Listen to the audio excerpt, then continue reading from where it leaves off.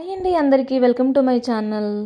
ఈరోజైతే నేను వంకాయలతో బజ్జీ అయితే చేద్దాం అనుకుంటున్నాను. అది ఆర్గానిక్ వంకాయ బజ్జీ అండి. బయట కొన్ని అయితే మనకి ఏ పిండిలు గట్రా వేసి పెంచుతారు కదా, ఇదైతే మా ఇంట్లోనే ఉంది చెట్టు అనమాట.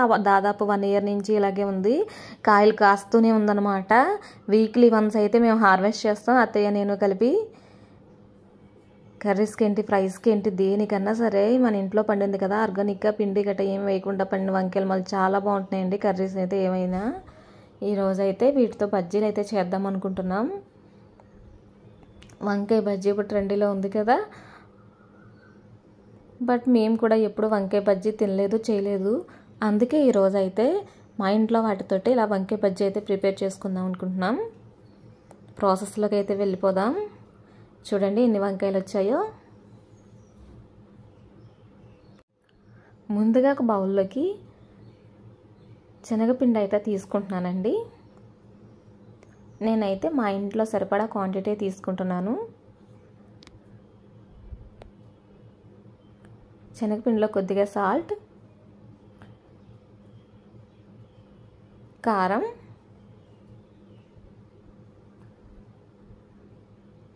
కొద్దిగా అల్లం వెల్లుల్లి పేస్ట్ కూడా యాడ్ చేసుకున్నానండి.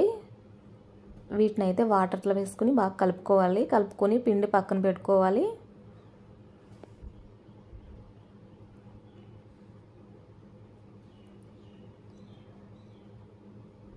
లైట్గా సోడా కూడా యాడ్ చేశాను, వీడియోలో స్కిప్ అయిపోయింది. అది కూడా లైట్గా వేసుకుని బాగా మిక్స్ చేసుకుని పక్కన పెట్టుకోవాలి.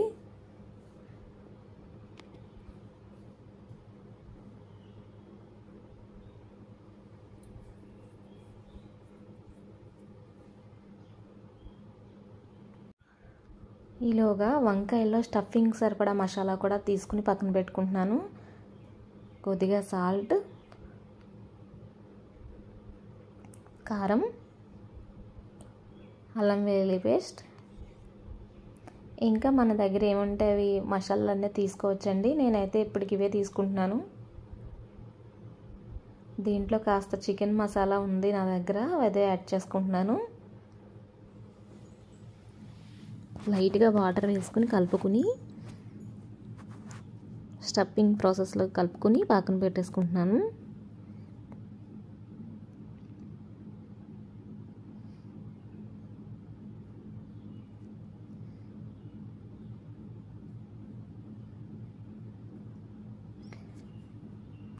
మనం కోసుకున్న వంకాయలు అయితే గుత్తి వంకాయకి ఎలా కోసుకుంటామండి, అలా కోసుకుని పక్కన పెట్టేసుకోవాలి. డీప్ ఫ్రైకి సరిపడా ఆయిల్ అయితే తీసుకుంటున్నాను. ఈ ఆయిల్లో మనం కట్ చేసి పెట్టుకున్న వంకాయలను అయితే ఒకసారి ఫ్రై చేసుకోవాలి. 70% అలా ఫ్రై చేసుకోవాలి, ఎక్కువ అవసరం ఉండదు.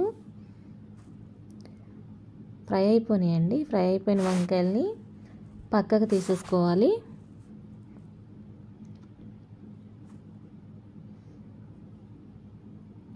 ఈ వంకాయలు తడి మీద వేసుకుంటే చిట్పట్లాడి ముఖం మీదకి వస్తున్నాయండి, జాగ్రత్తగా వేసుకుని ఫ్రై చేసుకోవాలి.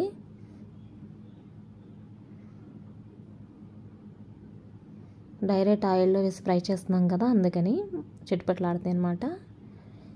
ఈ ఫ్రై అయిన వంకాయలకి మనం ఇందాక రెడీ చేసి పెట్టుకున్నాం కదా మసాలా అయితే స్టఫ్ చేసుకోవాలి. ఈ వంకాయలు గుత్తి వంకాయకి మనం ఎలా స్టఫ్ చేసుకుంటామో అలా స్టఫ్ చేసుకోవాలన్నమాట.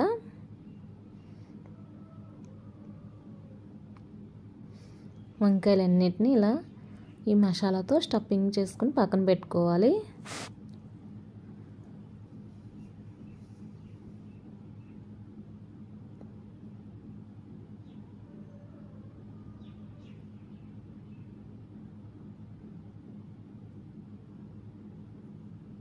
ఈ వంకాయలన్నిటిని ఇలా నేనైతే స్టఫ్ చేసుకుంటున్నాను.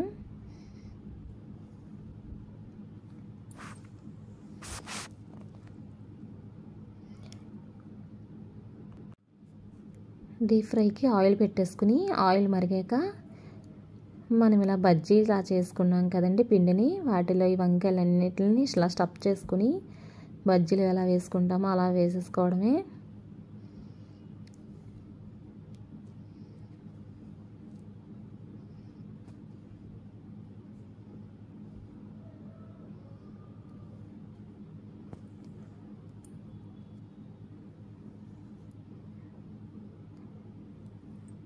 టమాటో బజ్జీ, ఆనియన్ బజ్జీ ఇలా వేరే బజ్జీలు ఏం తిన్నా కానీ వంకాయ బజ్జీ అయితే నేనైతే ఎప్పుడు తినలేదండి. ఇదే ఫస్ట్ టైం అన్నమాట ఇంట్లో ట్రై చేయడం.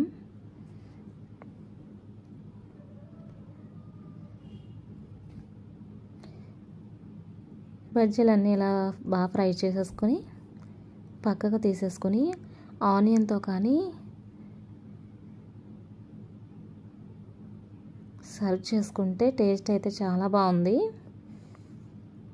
చిన్న చిన్న ముక్కల్లా కోసుకుని ఉల్లిపాయలు, పచ్చిమిరపకాయలు ఇవన్నీ కోసుకుని దానిలో స్టఫ్ కూడా చేసుకోవచ్చు. ఇంకా ఆల్రెడీ నేను మసాలా స్టఫ్ చేశాను కదా, అందుకే ఆనియన్తో ఇలా సర్వ్ చేసుకున్నాను. మన వంకాయ బజ్జీ అయితే రెడీ.